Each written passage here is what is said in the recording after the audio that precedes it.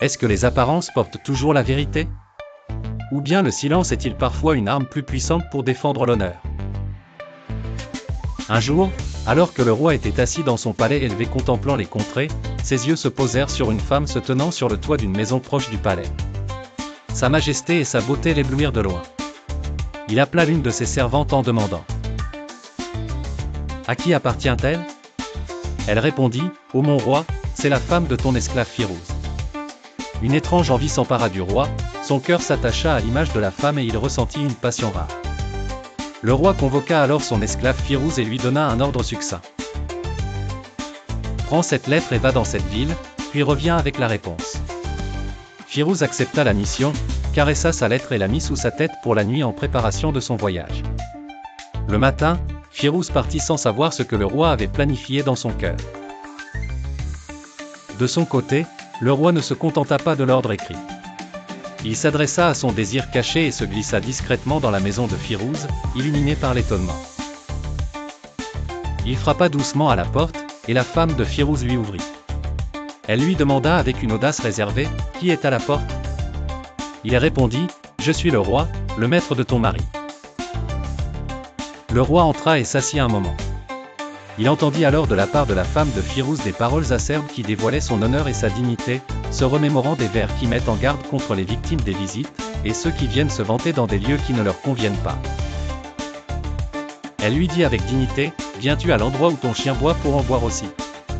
La honte le saisit et le roi se retira, laissant sa sandale dans la maison, submergé par sa gêne.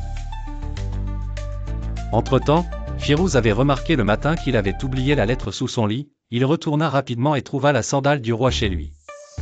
À ce moment-là, ses soupçons s'embrouillèrent. Et il comprit que ce n'était pas une simple mission mais une intention du roi, qui pouvait porter en elle un danger pour son honneur.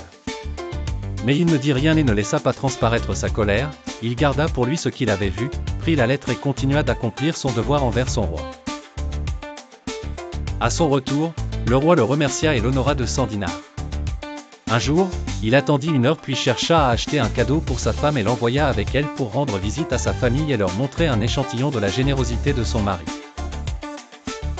La femme resta chez sa famille un mois sans mentionner son mari, ce qui attisa la colère de sa famille qui demanda justice.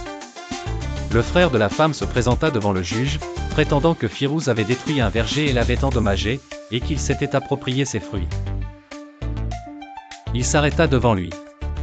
Il était jugé à raconter l'histoire telle qu'elle était. Il a loué le verger en bon état, mais un jour, il est entré dans le verger et a vu l'investisseur, alors il a eu peur pour lui-même, il s'est abstenu d'y entrer pour protéger son esprit et son corps. Le roi s'est habillé lors de la séance, puis a décrit la situation et a dit d'une voix audible: « Je confirme que le lion est entré dans le verger de Firouz et n'a touché à rien, et qu'il n'y avait aucune trace de mal ou de dommage, et que ces murs sont plus puissants que ceux qui protègent ces arbres et augmentent sa cohésion. » L'accusation a été rejetée par cette déclaration royale. Après la séance, Firouz est rentré chez lui et a rendu sa femme.